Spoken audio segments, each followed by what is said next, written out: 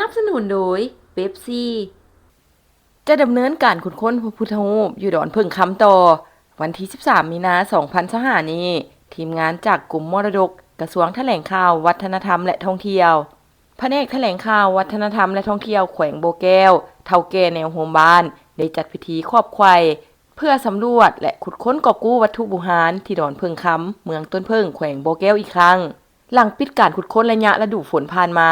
พร้อมเดียวกันนี้ก็ยังมีพิธียกยอดโซฟาเฉลิมฉลองวิหาร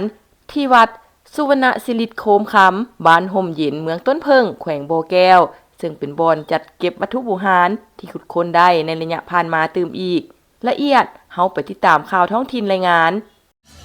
วันที่ 11 มีนา2025นี้วัดสุวรรณศิริคมคำบ้านห่มเย็นเมืองต้นเพิงแขวงโบแก้วได้จัดพิธียกยอดโซฟาเฉลิมฉลองวิหารให้เกียรติเข้าร่วมพิธีมีท่านคำแยงคอนสัญญกิจเจ้าเมืองต้นเพิงท่านทองฤทธิ์หลวงโคตรห้องหัวหน้ากรมมรดกกระทรวงแถลงข่าววัฒนธรรมและท่องเที่ยว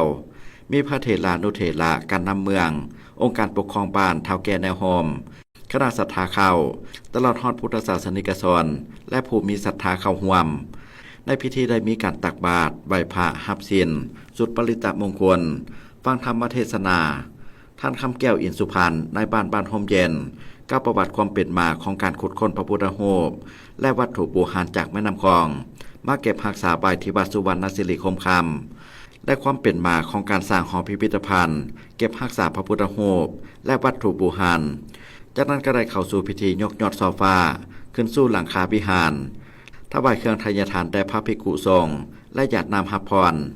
พระพุทธรูปและวัตถุโบราณที่เก็บรักษาไว้ที่วัดสุวรรณศิริคมคำได้ขุดพบในแม่น้ำคลองบริเวณบ้านห่มเย็นในระยะต้นเดือนมิถุนายนปี2013ประกอบมีพระพุทธรูปองค์ใหญ่เฮ็ดด้วยอิฐและประทาย1องค์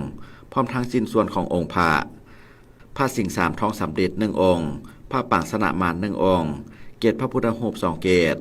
พระ28จำนวน4องค์พระใบโพใหญ่8องค์พระใบโพน้อย92องค์และคางใหญ่2หน่วยนอกจากนั้นยังได้สิ้นส่วนพระพุทธรูปสิ้นส่วนเสาวิหารและวัตถุโบราณอื่นๆอีกจำนวนหนึ่งเมื่อฮอดกลางเดือนพฤศจิกายนปี2019คณะอำนาจการปกครองบ้านเฒ่าแก่แนวโฮมพ่อแม่ประชาชนบ้านห่มเย็นจึงได้ปรึกษาหารือและเห็นดีเป็นเอกภาพกันสร้างวิหารหรือหอพิพิธภัณฑ์หลังไม้ขึ้นเพื่อเก็บรักษาพระพุทธรูปและวัตถุโบราณให้เป็นระบบระเบียบเพื่อให้มวลชนได้เข้าไปสักการะบูชาและศึกษาเรียนรู้คุณค่าด้านศิลปะวัฒนธรรมและประวัติศาสตร์ของดินแดนดังกล่าว